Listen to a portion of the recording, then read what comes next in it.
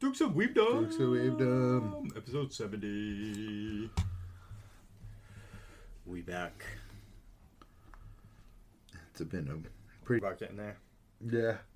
So what do you think it was? Do you think it was that because the anime is coming out soon and they want it easy access? I think it was. Or did they like, oh, wait a minute, we have Chainsaw. It's probably both. Yeah, you're right. Some genius at the office decided to appeal for it. Yes. Did we talk about it last week? Nope. Oh, so we got a double header. The power of the demonic fairy tale card. Yes, it was stealing people's, what you call it? Like, parts of their faces and shit. Yes, their features. Stopping Gravity Girl from singing and pulling people out. Which is... Creepy. Very. I was looking for a word for it too, but, you know, creepy will do. I had to double back a couple times being like, oh yeah, her mouth is just missing. Yeah, I know, right? Which... You know, like, it says it right after, but still my brain's just like, why is there no mouth there? What? Huh? I mean, that would be fucking crazy, though, if that would happen IRL. Yeah. Your mouth just... Gone. I wouldn't know what to do. You know, the thugs come in, they lose their body parts and or become mind controlled. Yes. And fucking... That's when it happens. Out of fucking nowhere. Literally. I love the misdirect of showing the crew, Okarun and crew, jetting to try to get out of the box and then having Saint Germain swipe in. Of all people, too. That's not who I expected. That page turn, again, page turns. Yeah. Glorious. And he's just like, yo, I'm here. Releasing people. Fabulous. Those eyes, too, man. Yeah. The guy Crazy what some guy would do. The guy liner works for Saint Germain. You learn things over a long life. And then he's just like, why are you in my way? You helped me. And you brought me the box. You brought me the boy. And he goes, who are you? I don't remember you. Saint Germain. And then going right into the next one. Yes, of course. Saint Germain, the mysterious man. I like the black lightning effects in the first chapter around his sword, too. I like, once again, kind of a misdirect of, like, what his role is. Because clearly, through this chapter, he is some sort of yokai hunter. Yeah, which would line up with Turbo Granny being afraid of him. Yeah, because, honestly, it never actually listed him, like, straight out as, like, this is a bad guy. But he's fishy. But he's sussy-wussy. He did seem to have a connection to the globalists, the alien globalists, I think people call them. Mm-hmm. And someone actually pointed out on Twitter, I wish I had their name. So, Twitter person, if you hear this is thanks to you and your contributions. This symbol on his collar, conveniently on the next page, was on one of the alien globalists. The one that looked like a Lego block. Oh, looks like a raining gun. Right? They have the exact same symbol. I'm trying to find... I Googled, but I'm not... Google is failing me right now. You're trying to find when he was first introduced? Yes. Like the first... Because I want to see what Granny actually specifically says. To see what her wordings was. Hyper geezer, I think they said, which also lines up with being Saint Germain, living for like 500 years. Yes.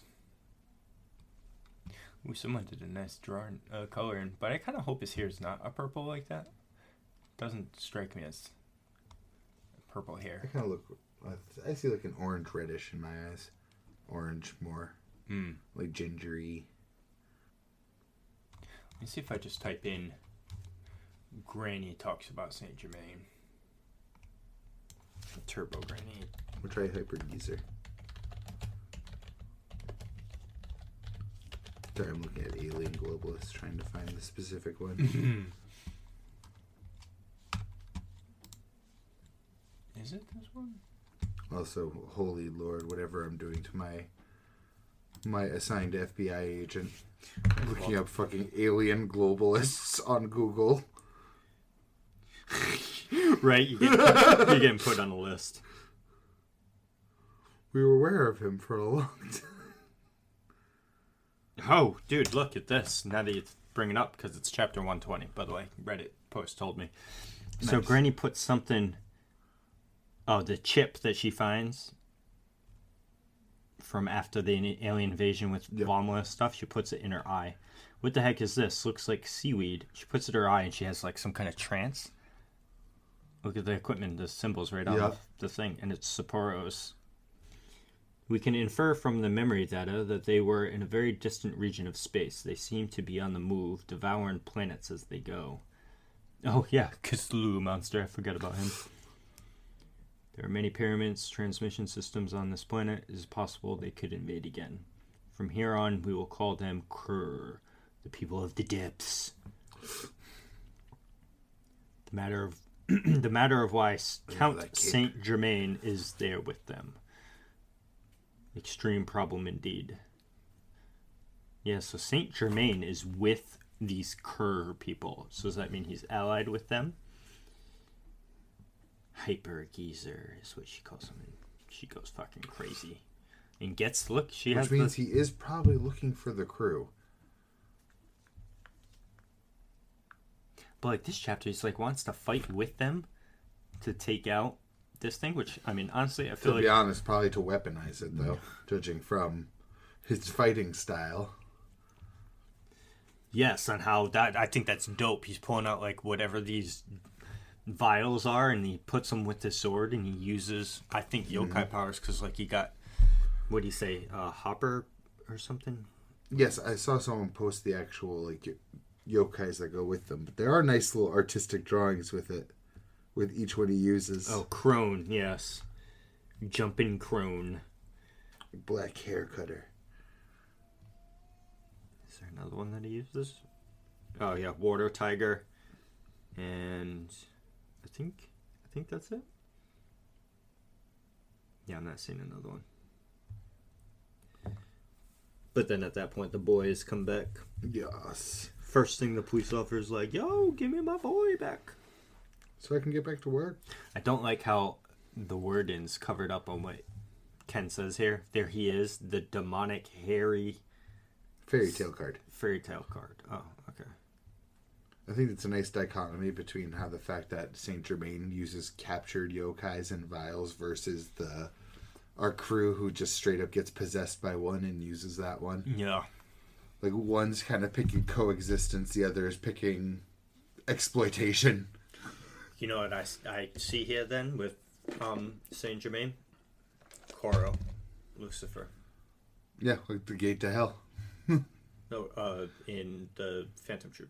Oh, I thought you meant Lucifer himself. Because I'm like, he did come through the gate of hell. He did. Quite literally. But no, Koro, how he has... Like a collection of it? Yeah, a collection of Nen abilities, a collection of yokai abilities. I love Crollo. Crollo. Why was I saying Koro? What was I fucking saying? I thought you were saying Kuro, which was like fucking Kagurabachi style. I'm like, who's doing that? Kuro Scatter? I guess Saint Germain could probably do that. No. I was just being... No, I was just being silly. Or dumb. Yes. I've warmed up to the spider backstory over time. The one that hasn't been continuing. Yes. Well, I mean, they did a flashback, which was concluded. It was like an actual like origin story for the spiders. Yes. Maybe Togashi will come back soon. Yeah, I mean, he did have those numbered pages. He's definitely doing some drawing. It's just, how many? How many we get in this time? And are they going to be connected to the last ones he had? Like I said, he just needs to hire someone to draw for him, and he just storyboards. Yeah. That's it. kind of like what One Punch Man does. But right now, One Punch Man hasn't had a chapter in like 3 months. Hell, you don't even have to write the storyboarding. Just have someone next to your bed and you just orate it to them and they write it down. Right. There's got to be ways to do this. So, yeah, I did like the spider backstory, but I still think the spiders have had the most boring section on the boat. Have they? That's unfortunate. It's so sadly boring. My least favorite chapter was a Nobunaga chapter.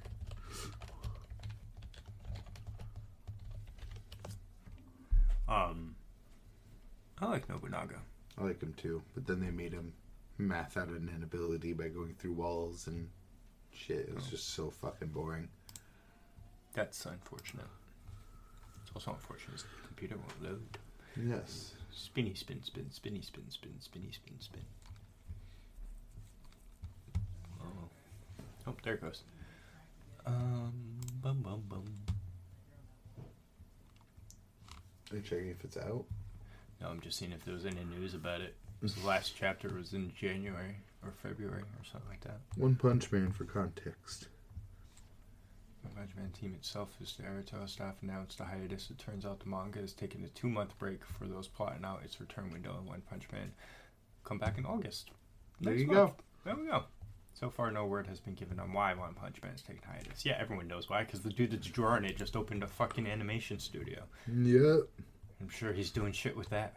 I'm sure it's opening a business, basically. Anytime you do that, there's a lot of early work that he's got to be doing.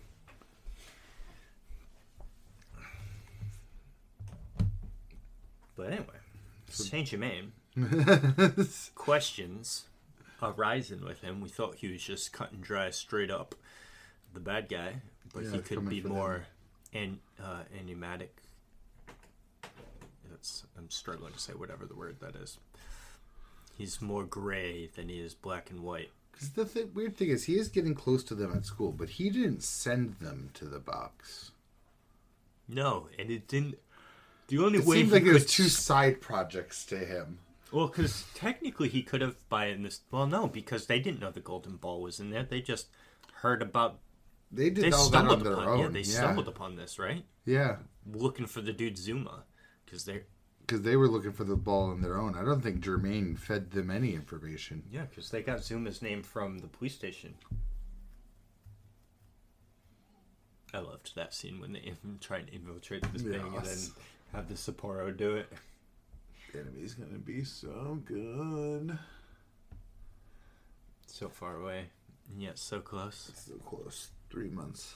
Next season. Yes. Next anime season. But shall we move on to browner pastures? Browner pastures. Yeah, what you got? I was going to unabashedly be that guy. I'm just a hater now. With JJK? Oh, yeah. Mm-hmm. With how many times bind-in vows were mentioned in this chapter? I think it was 3. Or are you just mad that fucking Yuta fell over? I'm wicked mad that Yuta just fell over. I'm quite angry at the first half of this chapter. Literally, it makes sense though, because like it was 2 chapters ago you ended with Yuta's here as Gojo. I mean 2 full chapters ago. Yes. And then you had the middle fight. That was... And now he's down. It's the 3X structure done in 3 chapters. Now imagine you were reading that full, like, back to back to back instead of weekly with the giant hiatus between that. It'd be even worse. Yeah. Guys, we don't know how this will work. Oh, I really didn't know how it would work. Yuji fucking entering his Shadoko no Jutsu. Fucking, they're getting there though. I mean, it's paragraphs like this that I really fucking hate. Kenjaku must have had some workaround that allowed him to act freely after opening his domain. I didn't pick that up from the copied curse technique. I at least need a barrier for those 2. Shut up. Shut up. No, it's making... I mean, you're hating right now because it's Yuta, but it makes perfect sense. No, I'm hated because it's just so much. So much. I feel like my time was wasted for a chapter and a half. And now I get like 8 paragraphs explaining why he felt the need to waste my time. And why it's totally justified. I don't understand how... And hey, I'm consistent with hating this kind of shit. Am I not? I hated this for everybody. Yes. I hate having to be exposited about the fucking power system for how Gege is subverting his own power system.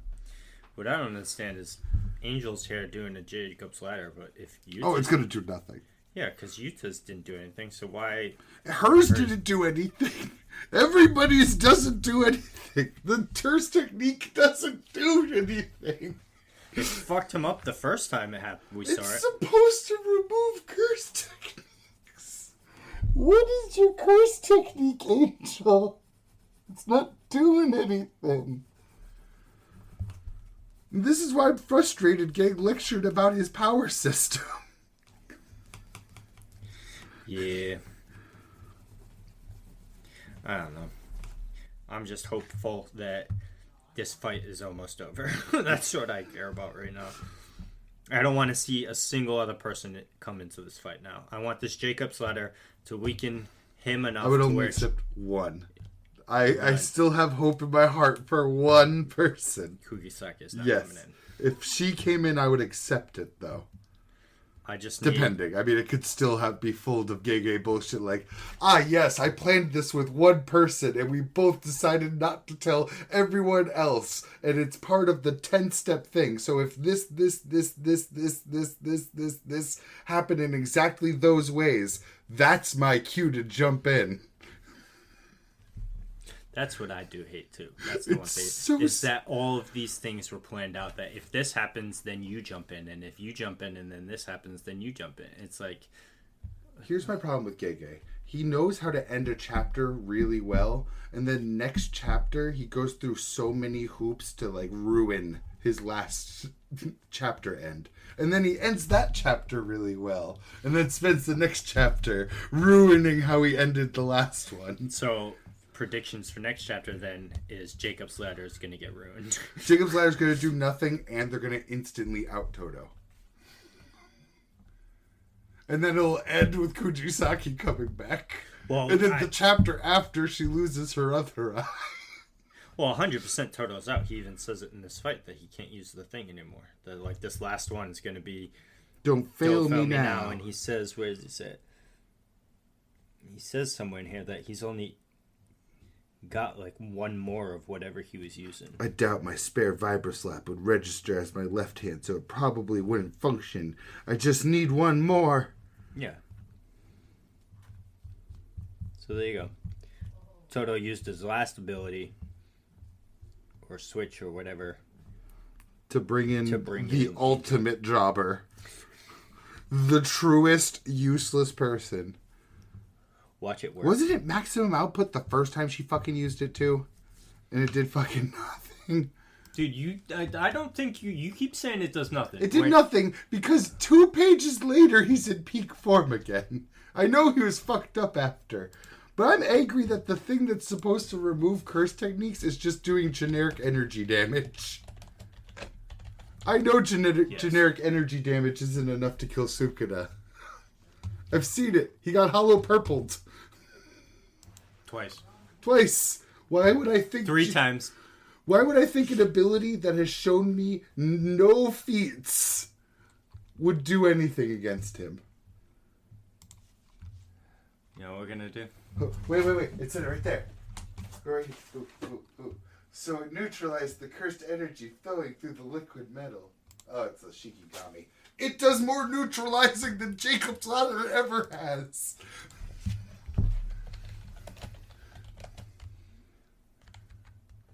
I'm so happy we're not dealing with this.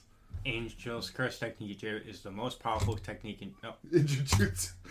I pressed the button. Capable of nullifying any and all techniques caught in its light. Angel formed a symbiotic relationship with Hana Katsuru, a young girl and their goal was to oppose Sukuna. The most powerful curse technique in Jujutsu Kaisen. So I guess it just removes what active curse techniques then? Maybe. Like only stuff that's currently happening? Well, because isn't that what they're trying to use it for? To get him all out of fucking... Megumi? Yeah. Oh, yes, Reddit. Doesn't seem very good at it, though. Please, Reddit, bring your toxicity. What do we got here? This is before Yuta even used it. People may have come in since then, though. Let's see. It makes sense. It's such a game-breaking move that Gege had to completely nerf and ignore Hana. Where are you reading that? After disastrous economy. Jerry Slayer is such a game-breaking move that Gege completely nerfed and ignored Hana to avoid making things too easy. It's the closest thing to killing so far at killing Sukuna. Shoko said Hana can't fight anymore due to losing an arm, but later we can see when she unsealed Gojo she still cast lag. However, like I said, it would be too easy to defeat Sukuna like that. My guess is Gege will drop an excuse like, we can't use Jacob's ladder because it will kill Megumi too, and avoid writing himself in a corner. But he's used it twice now on Sukuna after this person. Where the fuck does this person... I want a source on this next guy. This guy? Yes. Jacob's ladder was only effective against Sukuna because he had freshly possessed Megumi, and Angel's technique was still treating him as a cursed object. Source! Source! There is no source. There is no source, because where the fuck did it say that? I trust me, I glazed through a lot of that exposition, but I swear to God it never mentioned cursed Jacob's ladder's target being an object.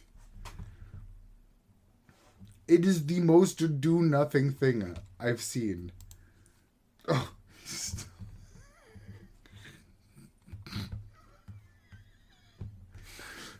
he did do that, though. Kinda. Was it in the middle of the beam? I feel like he didn't do that till after he was already fucked up. Yeah, you're right. But... I think that's cope. It is kind of cope. Because...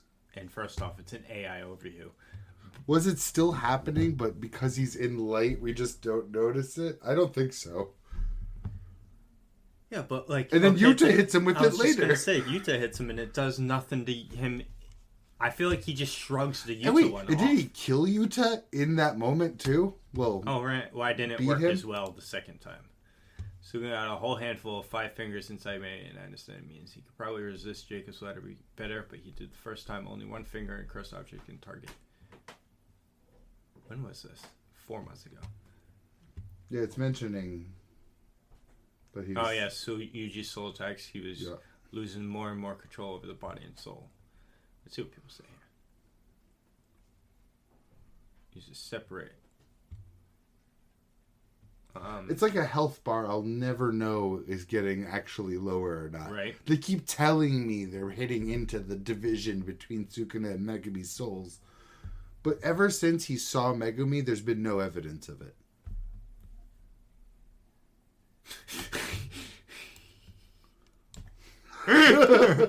That comment.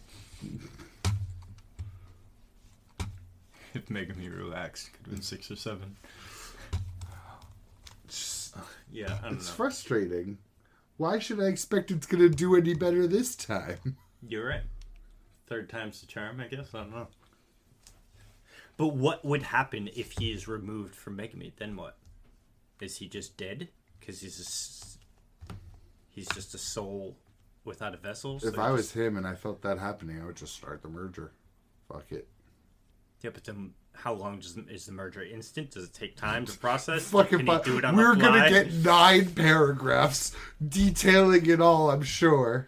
Or it just... Upon activation, approximately 36 seconds must pass, in which it gathers the cursed energy from all spirits and objects within a 1.3 kilometer vicinity, and then expands at a rate of 2 kilometers every 20 fucking minutes. But then he's the registrator of the curse technique is not the initiator and should be held separate from the initiator, who is not the contract. Shut the fuck up, Gege! It's just the shit I'm tired of, man. It's like, why'd you get me all hyped up on the Yuta thing just to give me like 8 paragraphs of him describing why he's blowing smoke? Just do it. Just have him collapse and be like, oh shit, I hit my limit. Just that. And move the fuck on. I'm tired of it. I'm so tired of it. Actually, that awesome thing I came up with wouldn't work because of these 8 reasons I thought of this week. Oh, you remember that 3-way domain expansion? That one wouldn't work because of this thing I thought of this week. Oh, yeah. Sorry, guys. I hated He's that. been doing it for so long. It's kind of eye-opening now. Yeah, well, I hated when we didn't get Yuta's domain then because, if 3 happened at once. That someone broke the barrier from the outside, too. It's all unstable. And now we gotta have the arbitrary 3 pages of people not able to use their techniques. Right. Like, fuck off. I'm really souring on it, man. I do love that Yuji's version of Dismantle has the little scissor lines, though. That's not new, is it? I feel like I've seen that before. No, yeah. It's been like that since he started using it, yeah. Okay, because I was like, because I couldn't picture it, because I feel like it's been a little while since he used it. Well, there was the break, and then the point two... In real time. Yes. It's been a while. Yes. So I was like, I feel like that's always been there, but... I'm just frustrated. Maybe Gege was right. Maybe Gege doesn't need a narrator in his story. But then again, they'll just do what Season 1 did, and they'll cut to a cafe. Or what Gege does in the manga sometimes. It'll cut to a cafe of 2 people talking about hypotheticals about cursed energy that match the fight.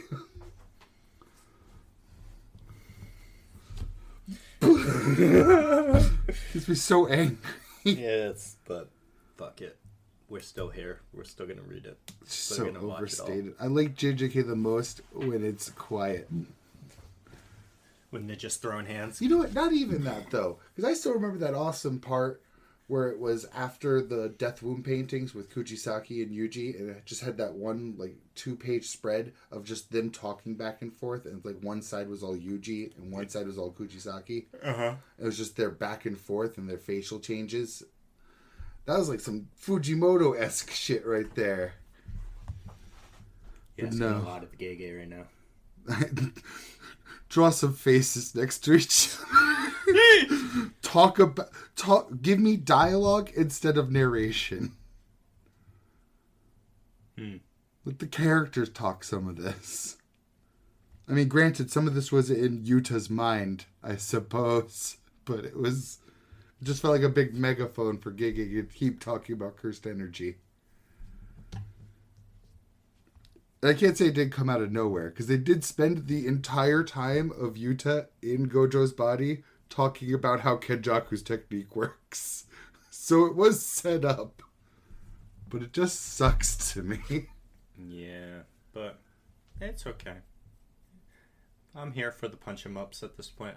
The plot is just... I've been saying for a long time that I'm tired of Sukuna running the gauntlet.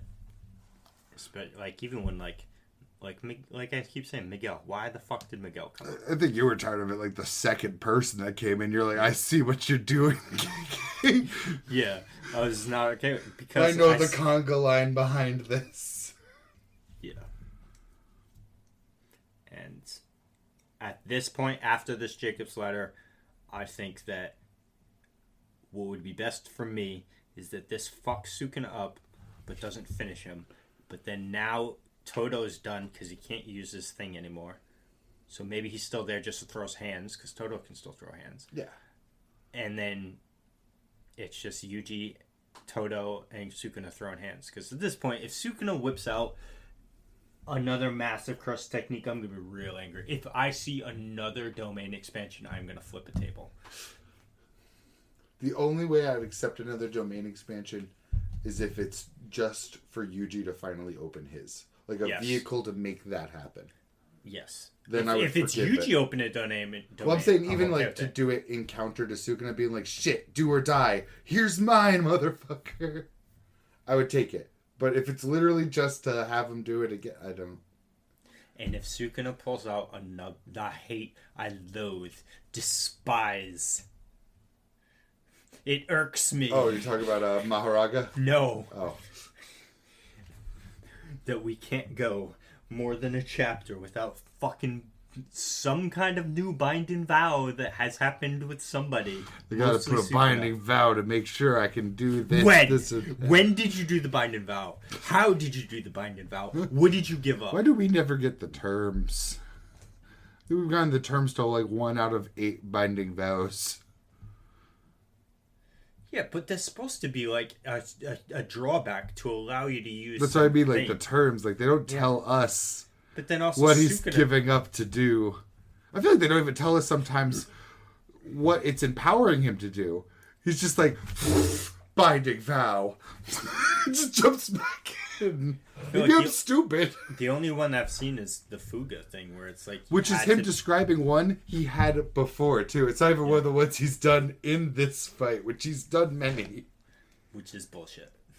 It's bad. A MacGuffin that Gege's using to allow somebody to use something that they shouldn't be able to use in the moment. But then it's not just Sukuna. I mean, Todo came in here with a new binding vow that completely changed his fucking curse technique.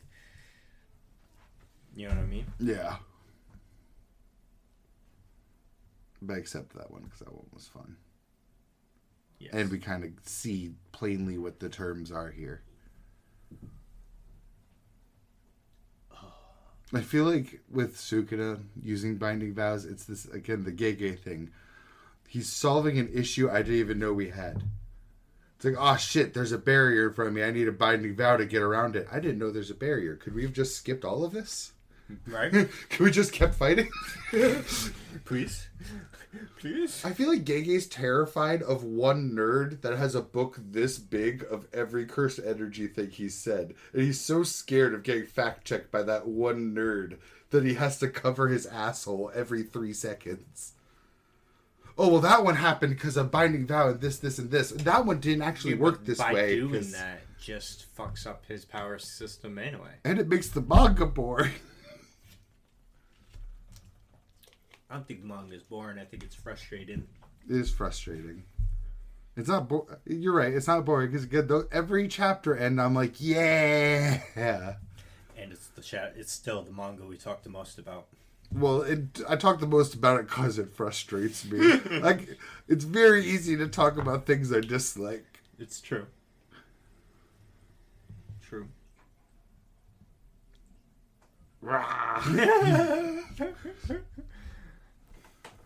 You know, I'm surprised that Gege hasn't found a way, somehow, some way. Well, actually, no, technically he has. Because he's made Maki the new Toji, because he wanks off Toji so much. Yeah. I'm surprised he hasn't put in some way for Toji to fight Sukuna. I'm surprised we haven't seen Toji's face in 20 chapters. Maki has to come back just so he'll draw Toji again. She'll pop in. It'll just be the shadow of Toji, even though Sukuna doesn't know Toji. It'll just be an aura. What is this menacing aura I feel? And it's just a Megumi will wake up just to look at Maki and see Toji and then go back into depression. You know what? Here's the one piece of praise I have for JJK, besides the scissor lines. The actual panel of all of the Yujis around Sukuna was really cool. Yes. And the logic behind that one was cool. Using the barrier fragments. Yeah. Using the barrier fragments to do it, that was kind of neat. Even swapping Angel in is kind of neat if Angel could do anything. What do you think happens to Yuta, though, at this point? I think he's dead, which is all the more frustrating, because they had to literally do the brain surgery. So Kajaku's technique clearly doesn't teleport the brain. So I think he's just dead. Yeah, because if Kenjaku's curse technique... He was revived for that 10 seconds worth of their time. Yeah, he came in, domain expansion, hollow purpled, and then fell on his face. And yeah, and then threw around some really shitty, miscalculated attacks along the way, too. Yes. That's ass. But at the same time... Imagine if it was not Mappa doing the anime, and then this gets adapted. They would have to end the episode the same way he ended the chapter. Just to make it actually good. See, though, what would have... If you brought Yuta in there at, like... Even at half of Gojo's strength, I think Sukuna just loses there. Well, I think Gege's done enough Sukuna wanking that it would have been a fine match. Oh, you're just a half Gojo? Ha ha ha ha ha. Yeah, but that's the thing that sucks too, is that the Sukuna wank is just ridiculous at this point. He's too strong. If it takes literally your entire cast to defeat somebody, he's got the Madara problem. Yeah. Madara was way too strong too. I almost would have preferred you to stay around, because I think they should take him down as a group. It's the only way to make it believable anymore. So if you whittle down everyone to just Yuji... You know it's bullshit. Total sidetrack right here. Please. To more trash, though. Oh, damn it. Madara. Yes, trash, garbage. Way overhyped. Continue. I like him, but I think he's too strong and that he was handled very poorly. I think he's tremendously overhyped. Continue. Anyway. To farm the haters today. I'm feeling salty today. You woke up and chose the salt. Sorry, continue. Remind me Naruto picture. Oh, Jesus. Okay. So Kishimoto said that he came up with Kaguya, the bullshit, because he made Madara too strong, but then it's like, yeah, but then you came up with a stronger villain to take out Madara, blah, blah. That's not what I talk about. If you're telling me you didn't know how to beat Madara when you had your bullshit plot armor Sasuke and Naruto standing right there, and Hashirama's over there, who is the one that beat Madara. So I'm just sitting there thinking, like, oh yeah, Madara was mad strong. Oh yeah, but he lost to Hashirama. That means Hashirama must also be stupid strong, which he is. But then you just had him lose. And he had infinite chakra. Exactly, because his Edo Tensei didn't end when everyone else's did. Because they were summoned from Orochimaru, not Kabuto. So I'm like, one dude. So you tell me Madara was so strong that just by living from his fight with Hashirama, going into that cave and fusing Hashirama cells, coming back to life, and that's it. Well, actually, no, because then he gets that fucking Ten Tails stuff. But then fusing with the Ten Tails, I mean, he's stronger than all four of the original Hokages. An entire Naruto, army of ninja. Yeah, plus Naruto, plus Sasuke, plus Kakashi. Plus, all of the Hokages. Plus Might Guy going eight gates. No. Plus Sakura. I feel like it doesn't even make sense by Naruto's own world building, because aren't they all chakra split between one source, between all of life? Does he just have half the world's chakra in himself? Right? It's like, unless because he has the 10 tails, you know what I mean? Yeah. It's like, I mean, the 9 tails chakra got out of control too. So it's like... Yeah, it sure did. See, Kishimoto had the opposite strategy to Gege, where he's like, man, a bunch of nerds are going to try fact check me. Everyone has infinite chakra now. Done. Yes. No more nerds. Shit, Madara is super strong. Guess I gotta elevate my fucking power scale into fucking to the moon. I think all of Naruto's problems come down to his editors being like, we just want some more money. Or like Shonen Jump just being like, just a little longer, man. Come on. He's like, fine. I'll bring Madara back to living life now, and he'll have a little Hashirama face on him. See, I don't think it was that way at all. I think it's just all Kishimoto just falling apart. Just keep going and keep going. I think what happened is that Kishimoto lost the plot, and he was struggling really hard to try and find it again, and then just wound up in the kind of just like circling around the pool, being like, how am I going to end this? Well, this week I got to do something hype. I guess really sick design of black and white Madara, just because it's really sick and dope. Madara should have been the fact that Kage even exists and all of her clan and all that bullshit is bullshit. That part is because this the ultimate reason why I think he's just a complete wash for me. I just don't like Madara. his on-screen feats. I like watching them. They're cool. I don't find him compelling for any reason. Well, at least with Madara, you've known about him since... Yeah, there's the breadcrumbs there at least. Like, it's actually foreshadowed. His name was mentioned, like...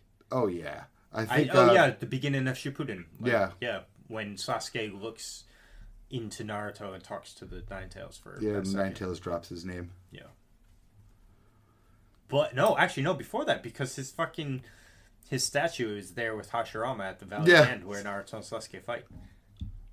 So Madara's been ingrained in the story since basically the beginning to make it and I love justifiable that he should have been the end point.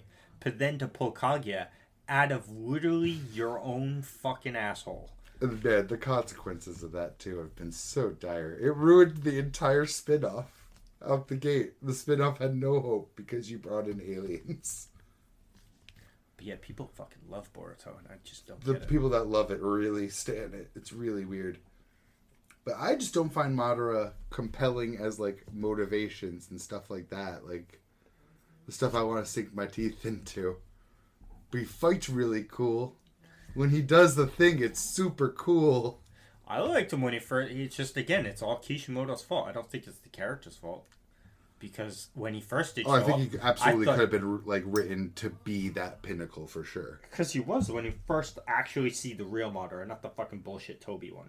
Yeah. Which again, I fucking hated. I think that also, at both ends of that arc, he did things that really drained me on the Madara. The fake out with Toby being like, I am Madara, even though literally no one bought that. I think it would have been more compelling if it actually was. He was just old and found a way to elongate his life. Yeah, or like possess him somehow. So that's how you could justify how these people could fight him. It's how Obito lived. No. Obito dead. Not even a character. the Toby, the dude that's walking around saying that he was Madara and when he was actually just Obito. Madara. It was Madara. He's just old. He was able to extend his life, but now he's weaker because he's older, which now allows you to justify beating him without Hashirama's help with the fucking Edo Tensei bullshit in the final war. Bringing up Toby's a great transition to that picture. There's someone put up a thing of you watching I'm such a fucking pleb. I can't. Did you say you watch as in Yuha? Yes, I can't rinse that pronunciation out of my mouth. Yuha and Aizen. I was like, man, Bleach got 2 generational villains, and no one stacks up to that. Like, so I was like, bet for Kishimoto, it was Pain, Obito, Madara, and Itachi, and I wanted so hard to be like, I only see one generational villain here. I see one person. I only see one. Pain. Yep, absolutely. Which sucks because Obito's not generational.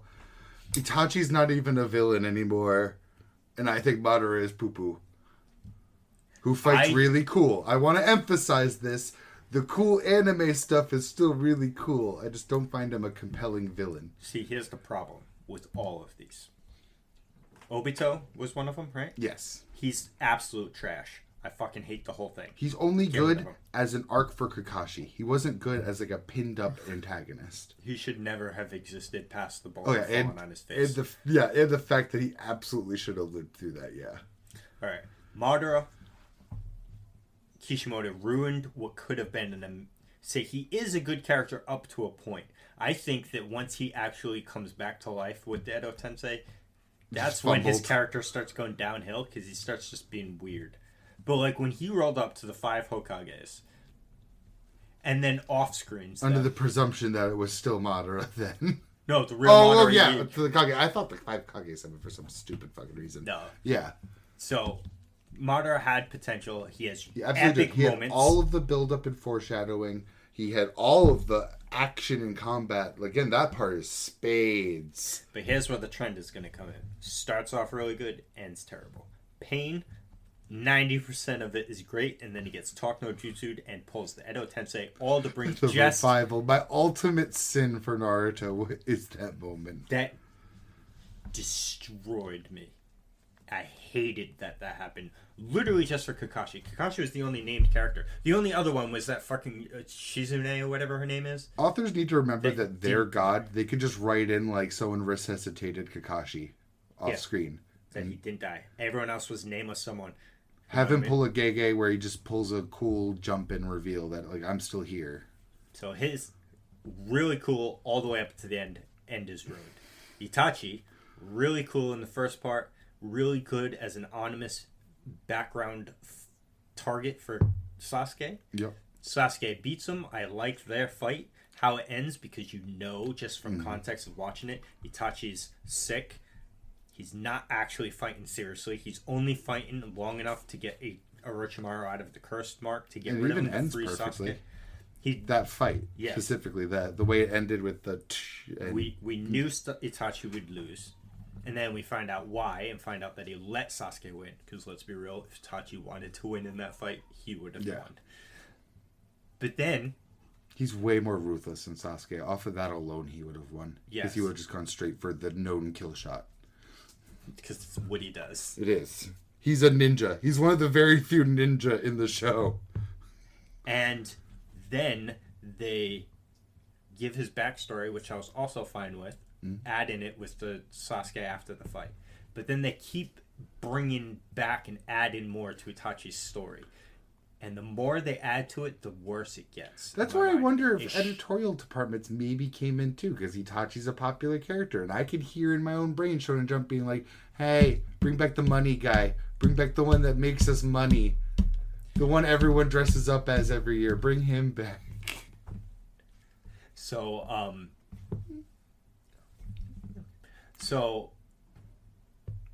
everything after when Toby tells Sasuke the true story of...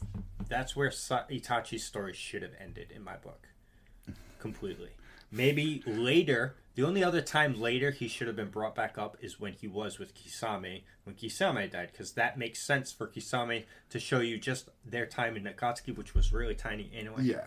But you shouldn't have been kept adding to Itachi's story. You kept filling in this spot and that spot, and the more it came, the more I just started to just not give a fuck. I absolutely agree with you, especially since after that dividing line you put, the rest feels kind of fan fiction-y, like something a fan would have really wanted, like to shoehorn Itachi back in. Here's the thing too, I do think the crow needed payoff still, though. That said, but the crow could have been anything. Again, the author is God. Itachi didn't need to be there for the crow. The crow could have come out, did something, and had what it did been self-explanatory to be like, oh shit, that was Itachi's doing. Itachi didn't have to be there for it to happen, and now Itachi's here. It's so funny, you could tell it's bullshit, because even Itachi was like, oh, that's not what it was originally meant for. It just reacted to me in that way. It should have been way better if it reacted to Sasuke like intended.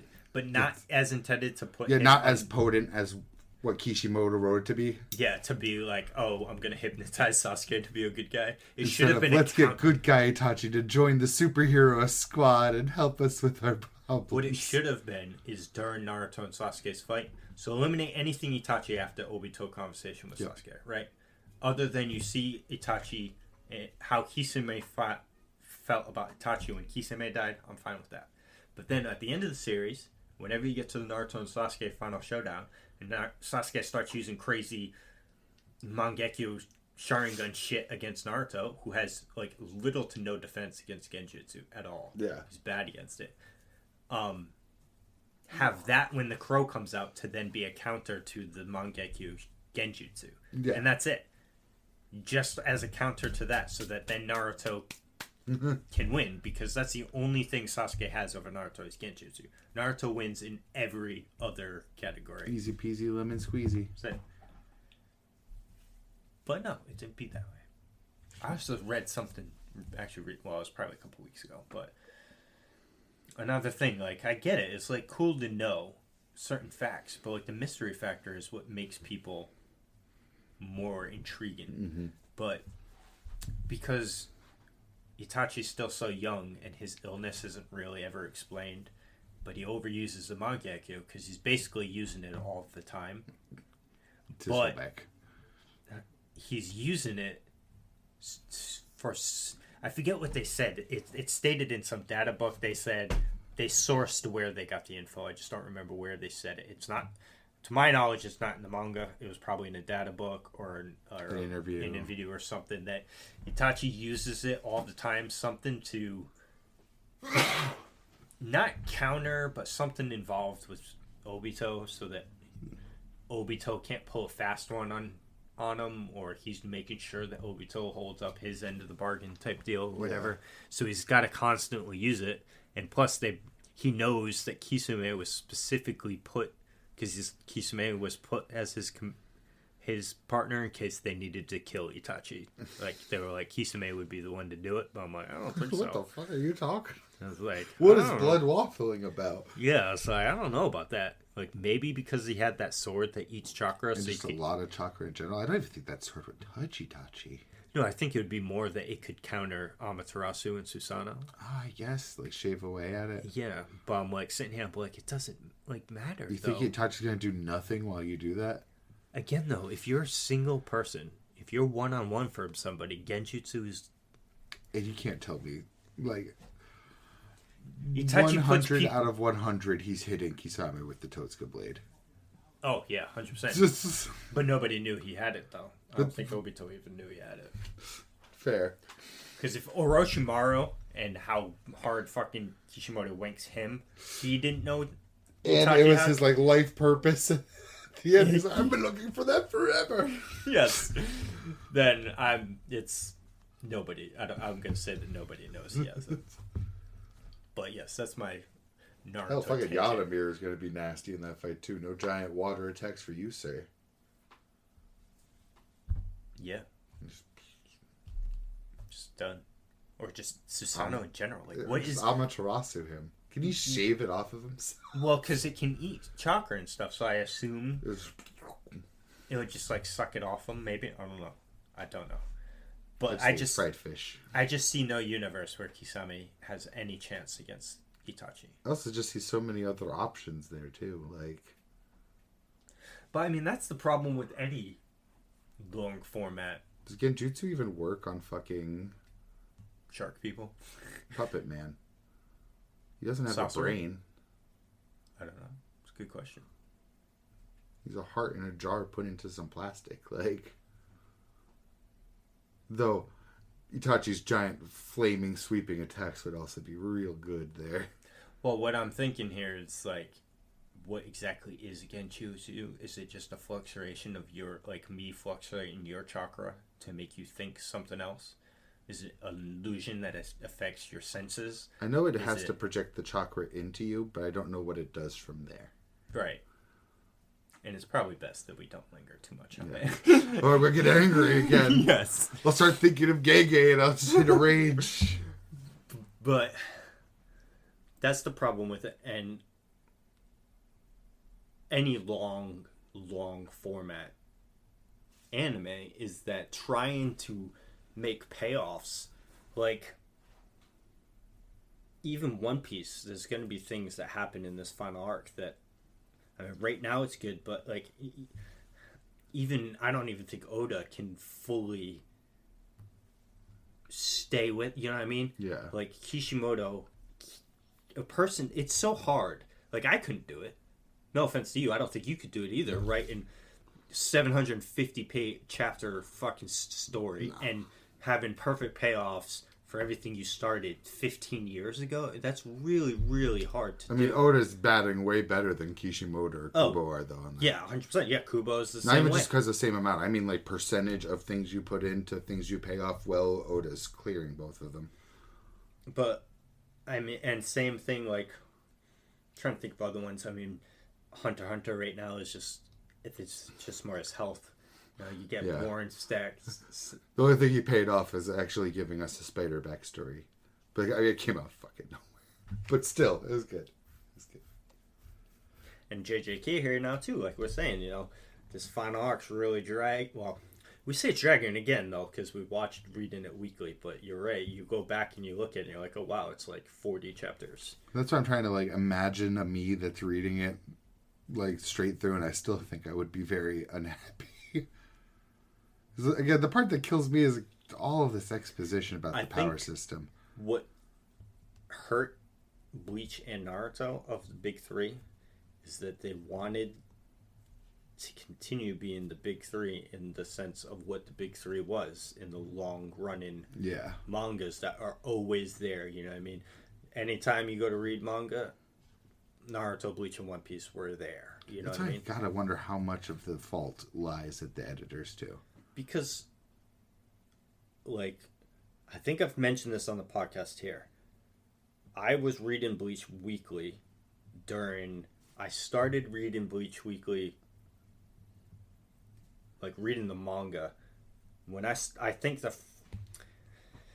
Bleach, it was story somewhere that in there ended 3 times. It was somewhere in there Ronka arc that I started reading it. I shit you not, when I was reading, there's a long chapter. I don't remember the chapter name, but it's a long chapter. It's like a 50-page chapter that came out after Aizen's defeated and Ichigo loses his powers, and he says you could read up to that. I thought Bleach was over. It should have been. And I thought 100% it was a long, elongated chapter. It ended with him saying goodbye to Rukia. He had no powers. It ends with a smile, and then he walks back into his house. It's like he saved the day, sacrificed everything. The people for he it, loves are safe, and he goes back to life. Then I go back because I don't remember what site I was using, but whatever website at the time was pirated or translated because there was no like official new Bleach shit. chapter. To read Naruto the next week, Bleach. I was like, what? So like, and then it went into the Fullbring arc, and then into 1,000-Year Blood War. And I liked the 1,000-Year Blood War for the sense that I got to see a bunch of Bankais I didn't get to see. Yeah, a lot of and it could still fights. be quality and unnecessary. Yeah. These are not mutually exclusive. Like, because the thing with Bleach, so Naruto and One Piece is different. Yeah, or I should say in this sense, Bleach is different in the sense that Bleach had an endpoint, and then you could have just continued with, the next thing happened, and then it goes. But then the problem is, the next thing that happens is the Fullbring, and most people don't like that arc. And then the next thing is, Bleach got the best ratio of paying off its villains, though. Yeah, it's because it's fucking awesome. I don't like Mugetsu, though, but I still think Aizen in general was like a paid off everything went fine. I like Mugetsu just because it's cool, but I think it's kind of cheesy that he already came back stronger as Aizen and then still went a transformation above that to do it. That's the part. I was literally laying on the couch sleeping the other day. I was like, Ichigo didn't need Mugetsu. Literally. And I think he actually did, though, in the sense because when he was fighting Aizen had just evolved. Because he evolves in the fight. Oh, twice. So he evolved to the newer, stronger and Ichigo. And then hits Ichigo with an attack, and it's the first time in the fight that he damages Ichigo. So then Ichigo goes into Mugetsu and hits Aizen with Mugetsu. If he didn't go into the final Getsu Tensho and just fought Aizen like normal, he would still probably be stronger than him. But then Aizen would evolve again. And if Aizen evolves again, I don't think Mugetsu hits him. It's also Aizen needed something so visually, strikingly more powerful than him for him to accept defeat and let the Hogyoku let him die. Yes, but more so... From people that follow that theory of it. More so, too, Ichigo needed to hit him with enough damage in a single attack. To actually vaporize him? No, to get his... So, because he's immortal... I actually keep forgetting he's still fucking around, so he's not vaporized. So, Aizen's immortal. And can't be killed because of the Hogyoku, and he regenerates. So he's just going up, and you whack him down a bit, and he's going up. You need to whack him down to here for then Kisuke's Kido that he implanted to take effect and seal him. Oh, shit. So without Mugetsu bringing him down here, like you can smack him down all you want like this, and he keeps coming back up, and maybe you smack him down a bit. Solve the issue. You needed a big bang to bring him down here to then... That's better. The Kido to initiate and seal the bitch up. That's better. But then, because the same thing, so it's like, okay, Aizen's defeated. That's what the whole series was since the Soul Society arc. Built up to that, you thought it ended. But then it's like, okay, but it's Bleach, and we're part of the big three. We're trying to be a long-garden series. There's more things that I could do here. But I just got rid of Ichigo's powers. How do I keep Ichigo in my story if he has no powers? Well, I guess I got to get his powers back, so I have to do an arc that nobody likes, the Fullbring. Then I have to do the Quincy arc to make Quincy's that nobody really likes, because the only one is Uryu, and he's not really that strong, but now I have to convince people their that whole race was hiding. Yeah, and that they're really, really strong, and their leader is super strong. But the leader... Literally Jesus. Yes. And then after that, now there's the Hell arc. The part that kills me is literally Ichigo giving up his powers at the end would have been the perfect ending because he only got them to protect the people he loved to begin with. Exactly. He never dreamed of being a hero. Yes. He's a hero of circumstance. Naruto dreams of being the hero and being the Hokage. Ichigo wants power to protect, and Luffy just wants to He only wants that power to protect because of being in the moment needing to protect someone. Exactly. That's it. And he was already strong as it is. He's fucking going around beating the shit out of people when he was just a normal dude. He called the ambulance before beating up the bullies. Yeah, such a fucking flex. So that is Bleach's problem in the sense that the original story premise was not grand enough to last long enough for it to keep going. So it had to pull something out after Aizen was gone. Naruto... And part of the problem is that it had to keep going, too, because of Shonen Jump. Naruto's problem is similar but different in the sense that it did have a grand enough tale to keep going, because it's really... And yet Kishimoto reached for more. Yes, because, well, before even getting to that, because realistically, when you think about what Naruto's premise is, it's about Naruto's journey to become Hokage. And his journey to being recognized. Yeah. Which he becomes recognized when he beats Pain. So anything after Pain should have been wrap up. There should not have been no final war. 5 years later, Naruto with Hinata an arm with the Hokage jacket. So I didn't know this. A well-functioning child. You don't actually ever see Naruto become Hokage. It's not in the movie? Maybe. I mean, in the manga, they just and then he became Hokage.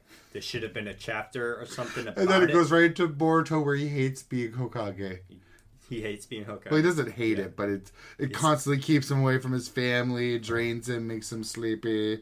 Well... There's never a moment he's enjoying being Hokage. Well, we gotta think, too, Boruto was started out written by somebody else. Yeah, Ikemoto. But, I mean, Kishimoto was, I'm assuming, around... Maybe. So for Naruto, it should have ended relatively, because the final war makes no sense. Because how are you going to make all of these people that you know in the whole series fight an army of fucking white zombies? Just so that you can fight 3 people. Kabuto, Obito, and Madara. An army half of colored zombies and half of white zombies, because there's the resurrected zombies and the Zetsus. White Zetsus, yeah. I know the Zetsus are what you're going for, but there's also these zombies. The 4th Great Ninja War is literally fanfic of be like, oh, what if this person from history every was able villain to fight this ever's person? back and all the good guys? Fuck. It's so bad. So bad. So it should have been like, okay, Naruto's proven himself. He literally saved the village from Pain. Okay, get rid of the Edo Tensei at the end to bring back Kakashi and all that. Yep. Get rid of that. Okay, then have the Hokage summit to be like, what are we going to do about Akatsuki? Sasuke attacks. Now you're starting to lay the first footfalls of the confrontation between Naruto and Sasuke that are building up. Sasuke is now becoming a real bad guy. But just the final war part, get rid of that. Just have Obito being there. You get to deal with Obito / actual real Madara. Just do what you do for the rest of Naruto. Forget that there's foot soldiers at all and just put all the name characters into the battle. Exactly. Why is there all of this fodder? Why do you have to go through hoops to get the fodder? These are the samurai and the land of wave soldiers, and then here's other battalions of soldiers from the other nations. Just bring all the name characters. Get all this fodder fucking out of here. And then, so that's Naruto's problem. And then, like you said, he's reaching too much. He dragged shit out too much to just... And it's like, what if I get the origin of all chakra in here? Could I do that? Yeah, I can. But conversely, the one that does it the best is One Piece, because it has the undefined grand narrative of what Luffy finding the One Piece. That can take as long as Oda wants to find that, right? I actually don't even want to understate it for Oda. It's really all down to his writing, because Naruto, he could have taken as long as he wanted to. He just wrote, but I don't want to say badly, but he just didn't write it in a way that he could. Yeah, I think though that One Piece has an advantage on its story structure over the two, because it definitely does over Kubo. For a long series, Naruto is a straight line story. Bleach is a straight line story. One Piece is an amalgamation of multiple stories. Each island is its new story that then slowly progresses the greater narrative in between arcs or as it continues. So yeah, you can have a bad arc. You can be like, okay, this island sucks, but then you move on. But the overarching narrative stays good. But then it's like, oh, but then the next arc is a banger, and then this island's cool. That's why I don't want to undercut how good Oda is, because a lot of anime works like that without it being so obvious. Yes. Like Sasuke going to fight the killer bees, a whole journey in another land that we don't go back to. You know what I mean? Mm-hmm. It's just Oda does it really good. Kubo specifically is fucked on this department, though, because every time Kubo wants to expand the world, he needs to make a whole new dimensional plane every single time. Yes, and it's here's heaven, Wikamundo, hell, the fucking castle that the Quincy's are in that are somehow it's the Soul Society, but it's not. The Vandenreich. The Vandenreich. Yes. So Kubo's specifically challenged in that department. Yes. And now he's introducing hell. There's no other time where it's like, let's go to a different country. No, let's go to a whole new dimensional plane. The Burn the Witch takes place in London. Thank God. Thank God. At the same time as the Hell arc, apparently. So wait. It's after. No. After the. You're skipping over something bigger here. Burn the Witches in Bleach's universe. Yes. You didn't know that? No. You waltzed right over that one. They're called. I'm like, bring it right back. They're called the Western Soul Society branch. I never watched Burn the Witch. It is not hidden. It is quite well known. It's a new branch that they set up. But then you watch Burn the Witch and you're like, it's a real good thing for you guys that this takes place after the main story, because you would be fucked by a Soul Society level villains. Your power scaling is so much lower than Bleach. Thank God, though. Yes. We don't need Arshwaylan lights up in this bitch. No, I mean, Yuha would fucking roll through it, like, in his sleep. I killed you in the future. The Foebringers, I think, would take him out. Oof. But then it's like, because I think, so, it's, I don't know if he's ever going to actually integrate the two stories, because to my knowledge, which Burn the Witch is, it's kind of coming back with another, they're like one-shot kind of things, or like 2 or 3 chapters here. Yeah, like strings of chapters. Yes. But I think it's still single-digit chapters, to be honest with you, but they're long chapters. But I haven't read all of it. But to tie them all together would be weird. I don't know how. I think they should remain separate, but just say that they're in the same universe, because the way. Yes, it's 5 chapters. It's 1 volume. Wow. No limited chapters, the longer chapters, but the power scaling is just different, and I didn't read the manga. I watched the anime season that it came out. It was like 3 or 4 OVAs or whatever it was. But they fight hollows, but they ride brooms, and their weapons aren't swords. They're magic guns. So it's like Kubo wanted to make another small manga, but he just decided to make it in Bleach's universe, because he's always said it that he wanted to make characters with guns, because he likes it. That's why Stark has. He's like, I had to fit it somewhere, so I put the first Espada with guns. He's like, I needed somebody with guns. I had to do it. Soifon's bazookas weren't enough for me. Fuck her bazooka. The thing's fucking ass. Thing does nothing ever. Which sucks. Splash never misses. Because I fucking love her, too. Like, her character design. I even liked her original Shikai. Like, that was cool. It's cool as shit, but until it was negated by existing. Yeah. But, yeah.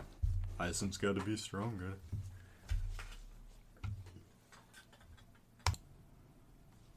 But with that tangent out of the way, moving on. was like, dude, I was thinking Kagurabachi, but no, yeah, Chainsaw Man. Chainsaw Man. He did exactly what I wanted him to do. Yeah, I even posted on Twitter being like, I expected some more tomfoolery from Fujimoto, but no, he just kind of went right into it. Literally. Oh my god, what he did to Bareem. I knew we were in for something right in that first page with that big shot of Denji's face. Yes.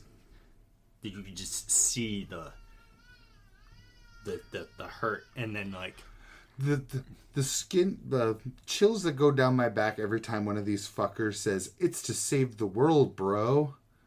Miri said it, burning down his house and killing his pets. Bareem saying it now. It gives me such a gross feeling. So when I first saw this panel, page 4, when he grabs Bareem by the neck, it looks like Bareem punched him in the stomach here. I thought so too. So I thought Bareem cut him open. And then something was attacking him. And it wasn't until I was going through with this like intestine thing. Which, yeah, that's what it double back. This panel though, of him ripping Bareem's fucking head off, is so satisfying. Bareem's face during all of it too, because again, Bareem's got the best facial expressions. I don't think Bareem expected to die so easily. And I hope he is. Or fast.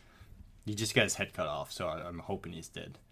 The Asayoru reaction shot. Yeah, so I'm like, Yoru's like, I didn't know what I was getting myself into. I was gonna say, I think that's what she means. Her face. So I saw this and I'm like, because he had the scarf in part 1, but was it always his intestines in part 1 too? It was only when he was in this form. That's what I mean. Was it his intestines the first time too? Oh yeah, the same way that Makima pulled out some of her brain to make a halo. Okay. Because I saw it and I was like, oh, so that's what the thing was in the last one. But here we are, fucking demon mode chainsaw. The full fucking page. Both of them. Him standing on Bareem's body, and then the next one, he's I just guess like, public safety was outside. I guess, with a bunch of no-names that are going to get fucking dead. It does seem like they were simply waiting for this, though. Yes. The way they're like, target sighted, eyeless Black Chainsaw Man confirmed. Being like, if you succeed in this mission, or even stall him for a little bit, then you'll be welcomed into public safety. And then it's like, let's go. And he's just standing there. And I'm like, what happened to behind them? I didn't realize it was a spread until someone mentioned it on Twitter. I didn't either until you just did. Because the beam is so perfect in the middle of the page. But also because I was just about to say, I don't remember the building that they're in falling apart. Is what I was going to say. I thought the same thing. Literally, it was someone on Twitter being like, I don't think anyone realized that he's standing right behind them. And they're walking away from him. So let's go, guys. They're all literally dead. What I just they're said. All they're all going to get dead. Also, I like that the destroyed building's name is Paradise. Someone else mentioned that one on Twitter. Yes. He has 4 chainsaws on his arms. I know. He's got 4 arms. I don't remember that from last time. In part 1. But, or even in the even here.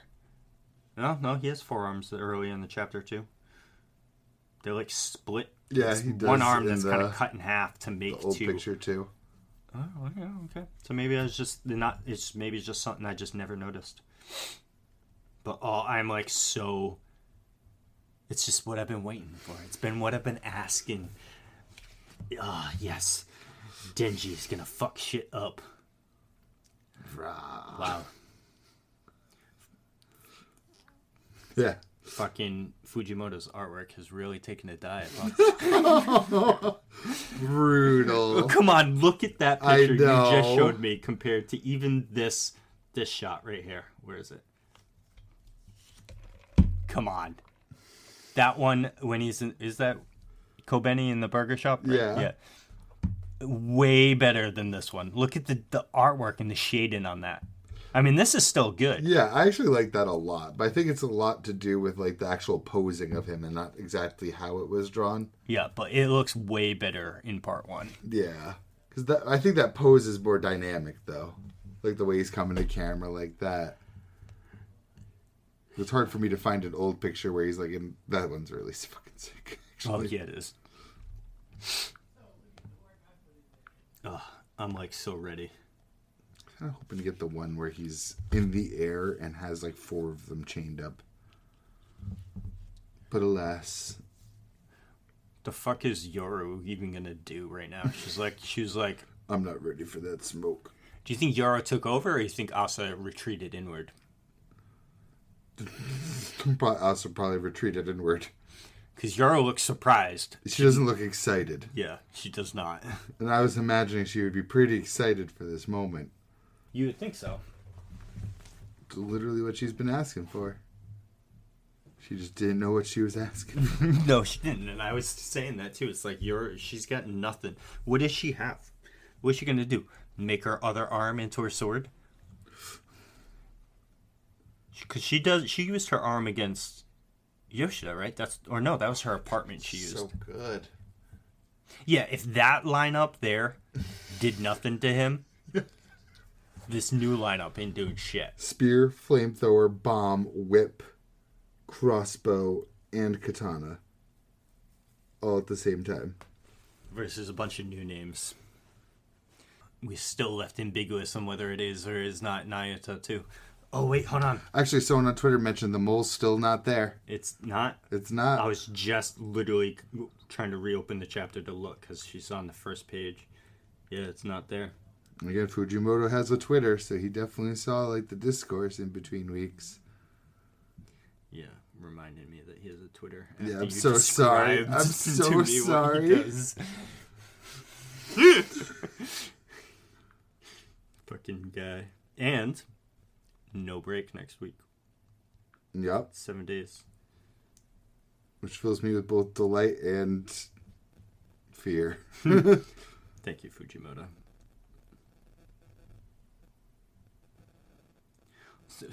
Side tangent, because I just went to my favorites, and I don't know why Elusive Samurai is on my favorites in the first place. But I've been seeing some animation stills. Have you seen any animation clips? No, but I'm like, my holy God, shit. bro. You might want to take a fucking second to look at those. I wish I could just find this 10-second clip.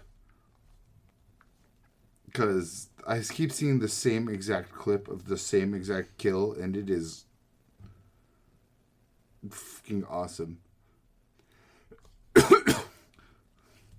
Oh, yeah, holy shit. Look at the same shit. Sakuga thing that I... This? Yeah. I might have to fucking watch Elusive Samurai, is what I'm saying here. The style they went with is just amazing. Because it's always been there on the app that we've been watching. Holy Jesus fucking Christ. We're sleeping on Elusive Samurai. Oh, what? What? Is this Shimigi? Because that's not even the clip that I saw. Is that crazy? Yeah, I'm going to type Elusive Samurai on Twitter. I'm sure I'm going to get something. It just does. Was it this guy? Oh my God, this is a completely different sequence. This is the one I saw. The clips from, because the black and white. The color theory to this. This is the part I saw from here on. Yep. Into the moon, serious face. Then. Oh wow, the art on that dude's face as he sees the... It's just like the color theory of it. That tone of red on the backdrop. Yeah. And... I'm looking to see if it continued. No, it restarted. I think it restarted. Yeah. Just what they're doing with color in here is incredible. And I've been seeing it. I mean, it's been on the app the whole time. Always right there in my face. You know what I mean? So... I just never took it seriously enough. 161 chapters. Yeah. So maybe this whole time we've just been sleeping on it. So I'm going to watch it. Yeah. And maybe continue reading it afterwards. I don't know when I'll get on it, but I plan to. like I said, I got so much that I wanted to check out. Nier is happening right now. I got Oshinoko that I still haven't watched. People are still talking about Delicious in Dungeon. I want to see what they see in it. Yeah, same. It's really that one thing, because I thought it was just a dungeon about food, and then that one bird girl thing just like kills mad people, and I'm like, oh, okay, what's going on here? The whole thing just seems weird. There's turns.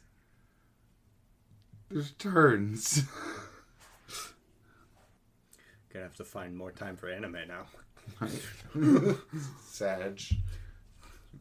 You've been watching like one anime a season for a long time now, so now you got like 4, 5 that you're looking at. So this season it was Blue-Eyed Samurai, which was older. Came out like a year or 2 ago. We finished it. And currently watching just Suicide Squad Isekai. Gross. That's the only thing current this season that we're watching. Well, your Tower of God. Yeah, when it gets dubbed. And now apparently Elusive Samurai. Yeah. And Dead to Demons. I still need to finish Pluto, though. We have like 3 episodes of Pluto left still. Nice. Is that the one that's like hour-long episodes you were talking about? 8 episodes long, though, So I got 2 of those happening right now, with The Boys and House of the Dragons, and I haven't watched either of them. Brutal. We might even start House of the Dragon. We talked about that, too. Yeah, like I said, you can start it right up. It's not going to spoil anything from Game of Thrones at all. That's most of the reason why I was like, look, we should just watch that. We've been talking mad. We're on this past Saturday. We were going deep into Game of Thrones. Yeah. The books came in.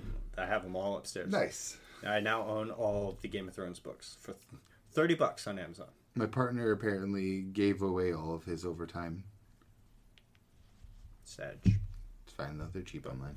Yeah, like I said, I just bought all 5 of them for $30.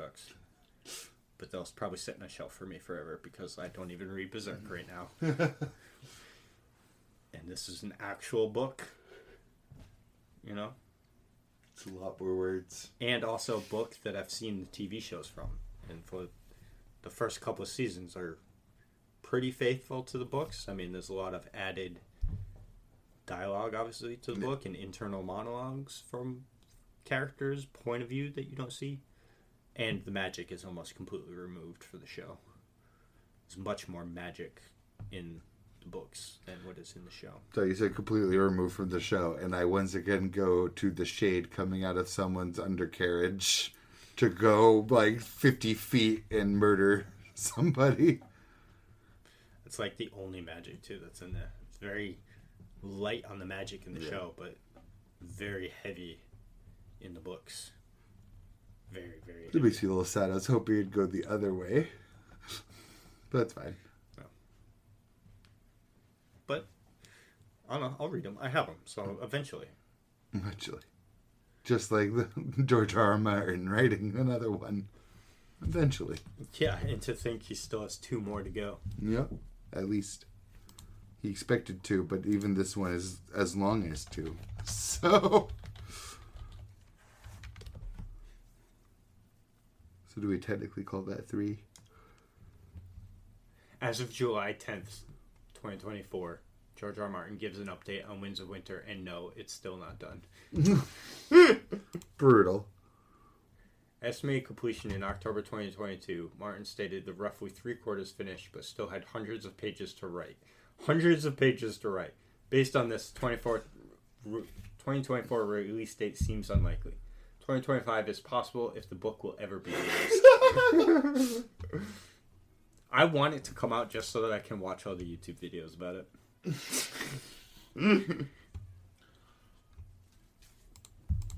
Ooh, again, spoilers down there from you.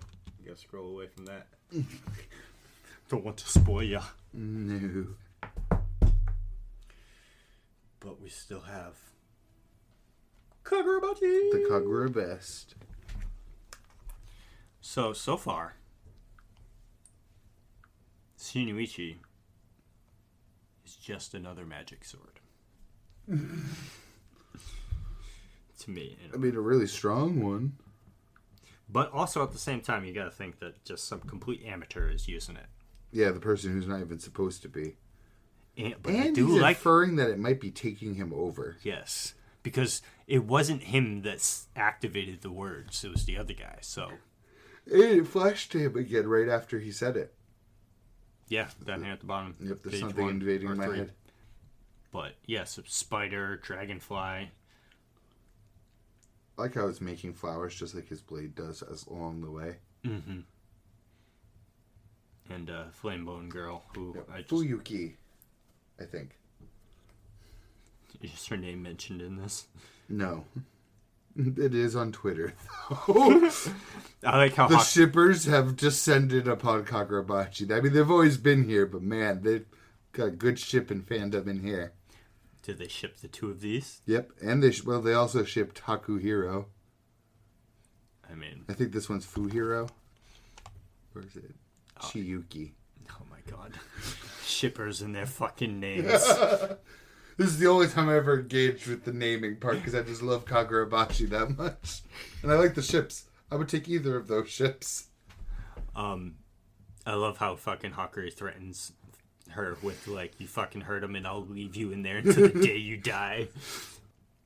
But I didn't know he could do this. Does he do this before? I think he did. I think he'd absorbed someone's magic and used it against them before. I don't think he cloaked himself in it, but I think he did do that.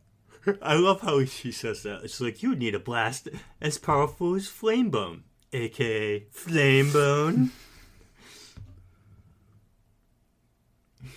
She's also just, like, not surprised at all.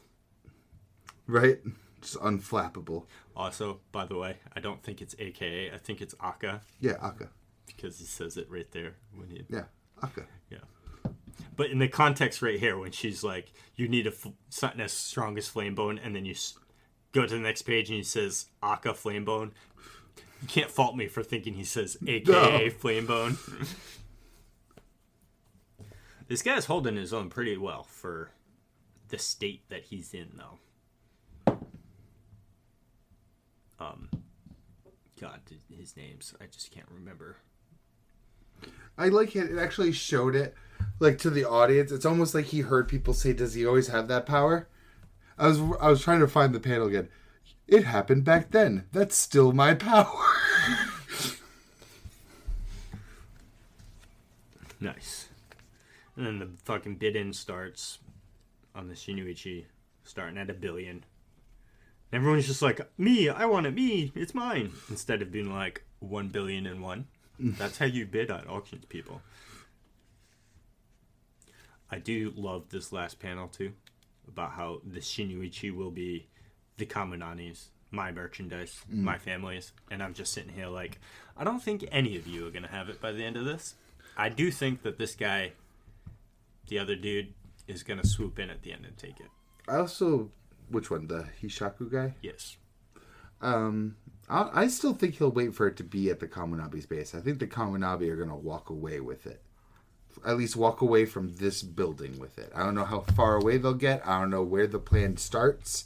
But I think it will leave in the Kaminabi's hands. When he first activated it, when he picked it up and went to go try and draw in the last chapter or the chapter before, and the dude in the prison cell said the words... and the black goo appeared under him, I thought the dude was going to teleport to the sword. I also think it's interesting that he can now open it. Just a little bit, yeah, and he does centipede right after that, right? Or is that... Yeah. I also find it very interesting that it's a sword that's literally dripping with black that creates life and is based on life. I almost wonder if this is ink and it's painting these things. Could be. Because they all come out like inky tattoos. Dragonfly came out looking kind of like that. Yeah, it's all like a dark... Well, I mean, coloring could be different, too. It could also be like a blood. It almost looks like tattooing to me, though. It does. With the webs on Spider. Yeah. And just like how it is drawn, too. It's like not... You know what I mean? Like it's like a brush stroke or something. Yeah, it's very drippy. Yes, and I mean, at least puddles, too. So, like, the flowers are sprouting out of puddles and stuff. I almost think it's like painting life. I thought this thing was just going to be like a nuke, but it seems more so too. Just like Cloud Gouger and I got multiple attack modes that are super powerful. Yeah. I think that, I mean, obviously there's going to be more to it. Yeah. This guy's not going to be the one to show us. No. Because he's not. He can't even unsheath it right now. Yeah. So who knows how strong it went. And Chihiro even made a thing when he tried blocking it in with the sheath, and he was trying to mention that even in a sheath, it's still trying to cut me. They're like, well, what would have happened if it wasn't sheathed? Just go blast right through. Right? So, yeah. Good stuff's coming. Aw. Well, good stuff is happening, not just coming. Always beggars. Ooh, always beggars, the Kagurabachi. You said you read everything, right? Yeah, I glazed through it. You glazed through it? No, I read it. Okay. It was... Oh, yeah, the ending. I remember... All right, we'll get to the ending. But through the most of it, we're sitting here reading it, and it just brings us back to what we keep thinking about. It's like, this is the absolute worst recruitment process in the history of recruitment processes. It's very fascistic. Yes. Let's just sacrifice men to the fires for our cause. This fucking panel coming up, though, really creeped the shit out of me. Something about fingernails. It's just so gross. Yeah. Lettucey finger. This one especially, where the lettuce is like coming out at the tip. Ugh. Yeah. So nasty. The ending has me confused, though. The last couple of pages. Yeah. Mm-hmm. With Makoto showing up. Not even that. It's like, okay. It's more of what... Oh my god, what's his name? The MC. I forgot his name. Kingu.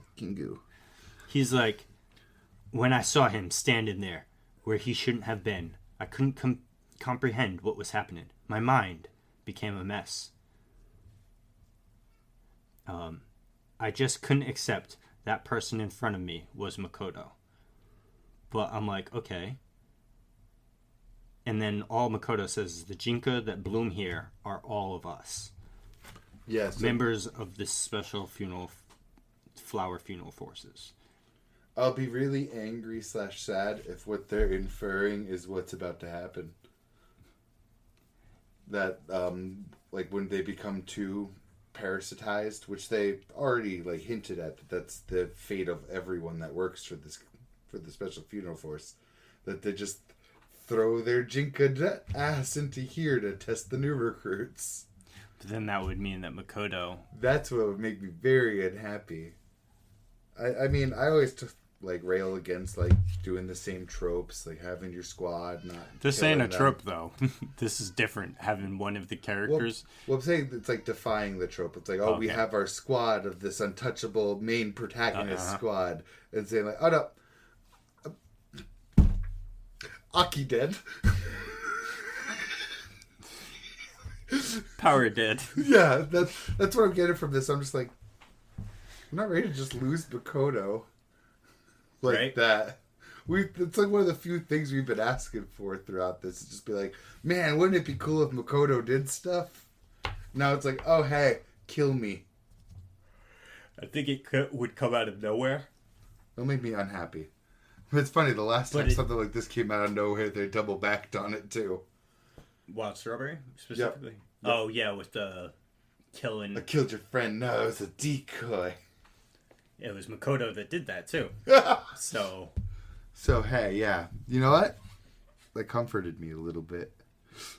I also agree, because that younger dude, the captain, that it shows petting the dog at the very end there, too. Ominously. Yeah, and the dog's crying a little bit, and the captain has no eyes.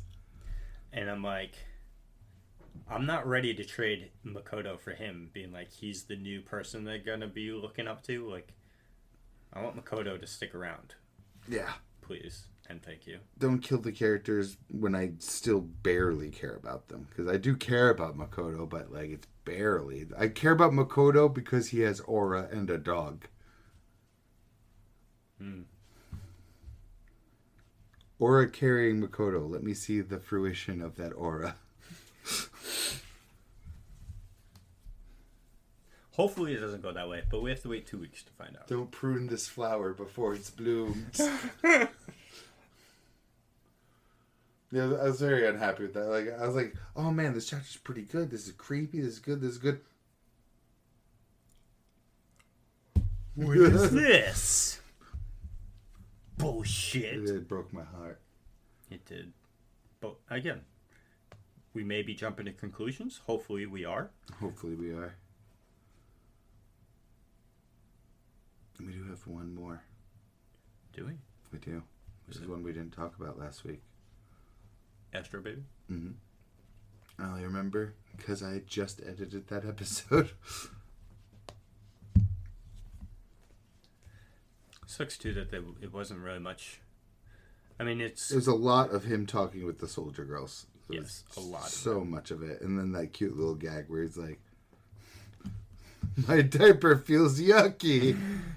Oh, that was me. I said that. Oh, of course you said that. The babies don't talk. I think those two girls are gonna die though. Yeah. You don't introduce people in this situation to this manga. Yeah, to not either kill them off or form distant allies like they did with the two people that lived at the. Yeah, one of two things are gonna happen. They're gonna die, or they're gonna no-diff this guy for comedy. It's one of the two. I don't think they're gonna no-diff him because there's more than one. It showed at the end there was multiple. Yeah. I think there was at least 3 of them, right? Yeah, some of the ones he was feasting on. Yeah, he probably turned them. Yeah, there's a bunch of like shady people. How many? 3 so far. Counting him or yeah, yeah, okay. But shouldn't there be more officers outside too? I thought I saw more military dudes. Yeah, it looks like they were at the stop. So the train's still not moving yet.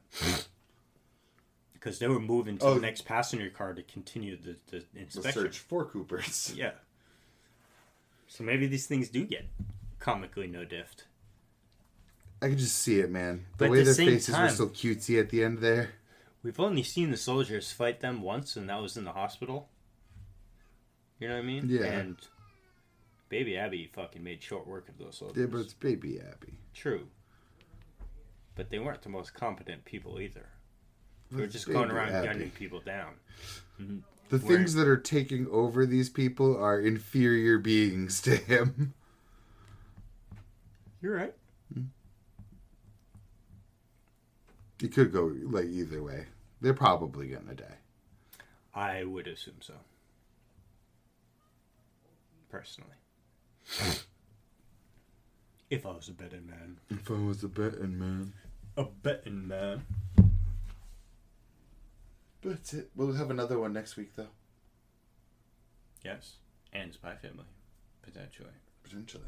And Kaiju? We should, because there was no Kaiju this week, unless there's... one of those extra long chunks, yeah. Leave Kaiju alive for him for that. Nope, 2 days. Nice. Well, I mean, they still could come out with, like, here's some illustrations. We'll be back on this day. They have done that in the past. Oh. Did we talk about Kaiju? I mean, nothing really too much happened anyway. They were just like... I don't think we did talk about Kaiju, but I also finished the anime now. Oh, yes. Because it's dubbed.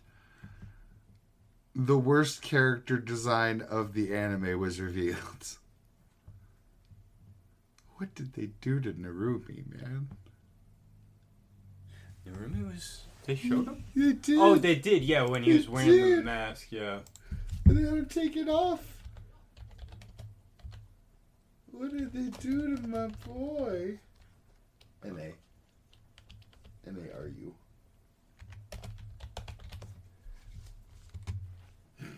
Yeah.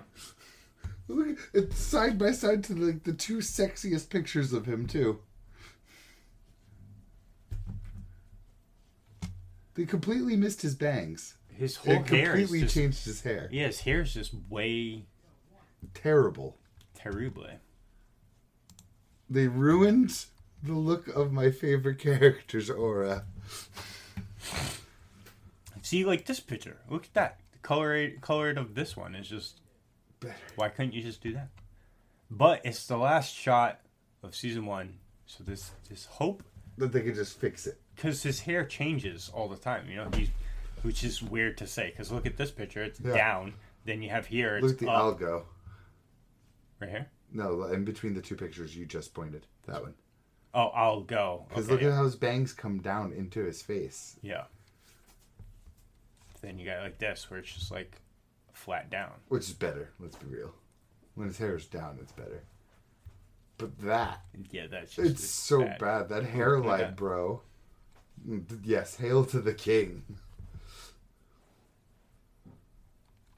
I was so sad when he took that mask off. He's the same voice actor as Marilyn, Rin, and Shigaraki.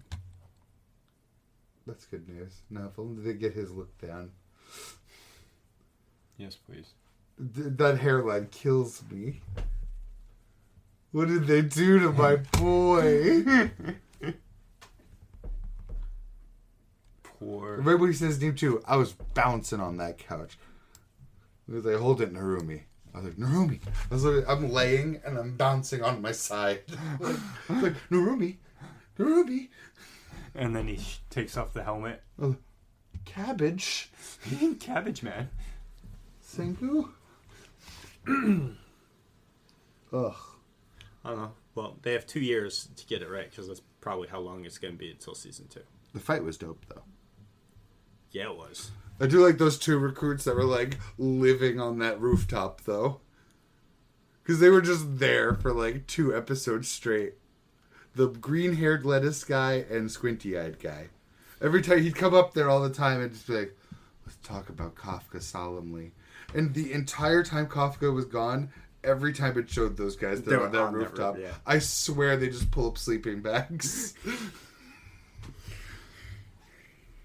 I just come out here every waking second of my life to think about Kafka. Or maybe that's just their excuse to be there so that they can see each other. Oh, I knew you'd be at this dilapidated building. I knew you'd be on this rooftop, sitting in this shade. Waiting for me to talk about Kafka. Oh, the fucking disrespect, though. Mina walking into that empty room and she goes to sit down as a chair has not been provided for you. Asshole. I was like, what the fuck? Made her wait like 20 minutes standing in a room full of chairs. 20 minutes in their time, I imagine. I'm guessing. This is why I'm not fit for military life, because I would have sat the fuck down. I would have resigned. Oh, okay then. There's no chair for me. Fuck you. I'm not your single greatest asset right now that everyone speaks of, because I can kill giant size kaiju. I didn't didn't literally change kaiju slaying for generations. Just to have you tell me I can't sit in a fucking chair.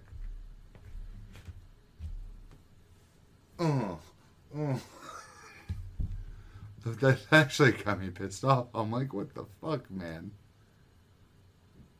And then the conversation they had. Terrible. It's also interesting seeing the monster that turned him into a kaiju eating him from inside him. I love how we got to that point in the anime and we're talking about it, and then it just happens again in the manga. Because, yes, we did talk about it, because that's the last thing we saw. The manga and anime were paralleling really well lately. Because the other parallel we were talking about is the fact he was training in berserk mode at the same time as going berserk in the Isao fight. Excuse me, yes. With Narumi.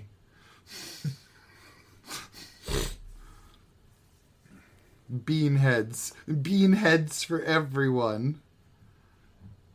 I think his berserk mode would put him at a magnitude 10. Because he's always at like 9.8. He's like, yeah. I'd have to assume. So it breaks their scale. He was way stronger in that mode in that fight. Yes. Can't tell me that's 0.2 magnitude stronger. No fucking way. He did. Well, he pulled all right, so the fucking lust thing of regenerating around his core. It's probably based off the same magnitude scale as earthquakes, because I believe earthquakes go up to a magnitude 10. And it's... I forget it because it is multiplicatively increased, fractionally increased, and then something else, mass terms.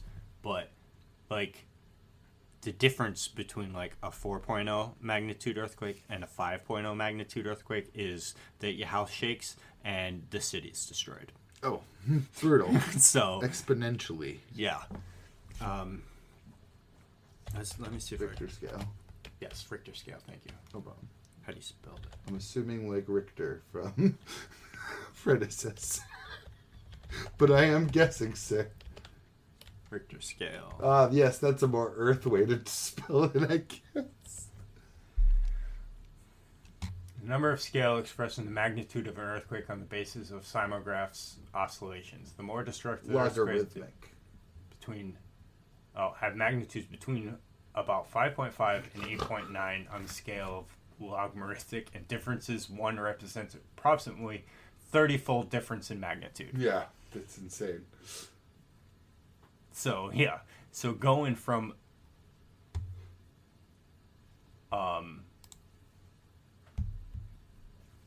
sorry. Yeah, that's actually a really great example of a logarithmic scale, though. This? Yeah. Notice how the control side goes up like really, really fast. Yes. It's because, if it's 30-fold, so a 5.5 to a 6.5, you just tripled by 30. So going from a 9, even at that small range, going from a 9.8 to a 9.9, that's got to be like a 5x power increase.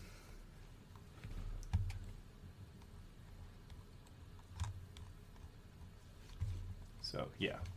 But, again, we don't actually know if the magnitudes of kaijus is based anywhere. You would think so, probably, because, kaijus walking around cause earthquakes. Let's see here. Kaiju number 8. Magnitude scale. Let's see if this says anything. Yeah, it doesn't really say anything. I was hoping it would have some reference. But anytime it says it, it just says that Kafka has 9.8, so I'm really not getting any info of what I would like.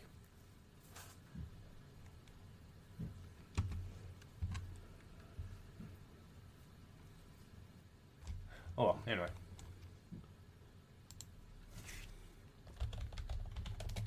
Sorry, I was actually looking at a logarithmic scale. You kid. Kind of broke my brain that this is accurate.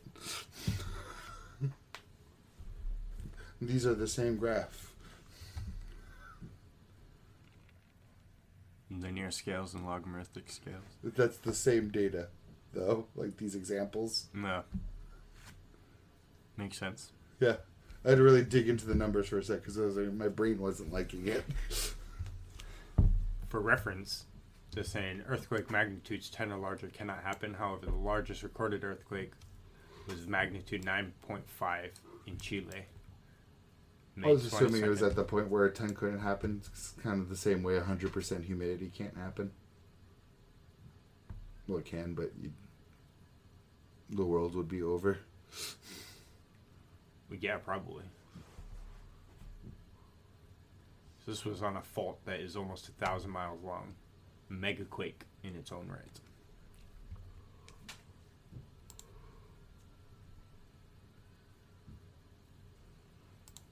Yeah, and I think the earthquake in Chile just fucking decimated Chile. Like, oh yeah. Shit. Yeah, earthquakes are no joke. Especially if they happen close to like shore, because then they cause tsunamis. And then tsunamis are just no joke. Mother Nature just reminding you that you ain't fucking shit. Yeah. You ain't nothing. Jesus.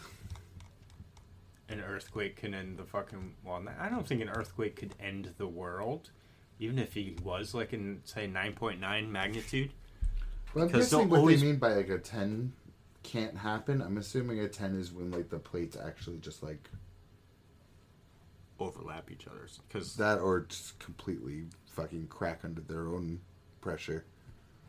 Most likely.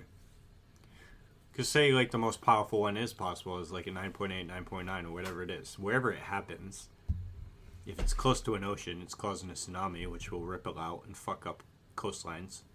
But like the planet at large is going to be fine. Like maybe you feel some minor effects of it on the other side of the planet, but just like maybe a quick rumble. Yeah. But you'll be fine. But then super volcanoes can go off, plunging the world into fucking nuclear winter. See, that's the qualifier I was looking for. The magnitude 10 earthquake does not exist. If it did, it would extend around most of the planet. That's scary. I know that there's some sort of like breaking point there that they got to be using, right, as like a ceiling. In the same way, 100% humidity would be the air is water, or the air can't take any more water at least.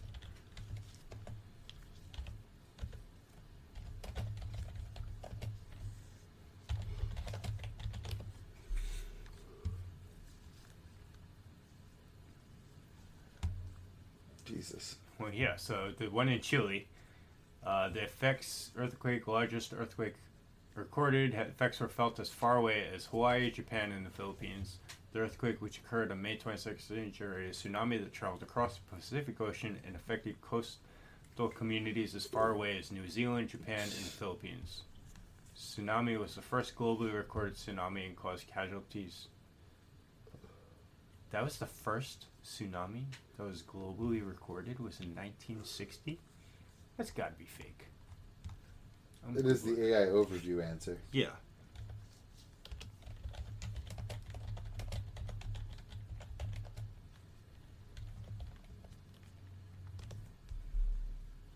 There's no way. Yeah, 2000 BC. Fuck Can't off. wait for the AI answer. Oh, damn, I was hoping they'd have like the secondary good answer. Yeah, or the drop downs was the number one worst tsunami, 2004. Where was that at? Indonesian islands of Sumatra and the Indian Ocean. Well, I think one distinction, not to defend the AI Google answer, is they mentioned globally recorded. I'm wondering if this one in 2000 BC was only recorded by local tribes. Could be. I wonder if they're saying like one's a tsunami that was recorded by outside observers. Huh. That still seems a bit far-fetched for 1960s, though. Yeah. Most tsunamis have been generated in Japan, Peru, Chile, and New Guinea, and the Solomon Islands. Makes sense, though, because Japan gets hit by fucking tsunamis like all the time. Probably lines up with some fault lines. Tsunamis are fucking wild, too, when you think about it with the rubber duck. Have you ever seen that analogy of why tsunamis are so dangerous? No. The rubber duck is the perfect example. So you put a rubber duck and why tsunamis aren't tall. Well, you don't see tsunamis really coming because you put the tsunami on the water, right? And then here comes a big-ass wave. Even the biggest waves will come, and it's a surface level phenomena. So the rubber ducky would just kind of like roll up over the wave, and it goes on. But with the tsunami, it's the whole volume of the water that is moving. So all of that is coming. So it's a below the surface level thing.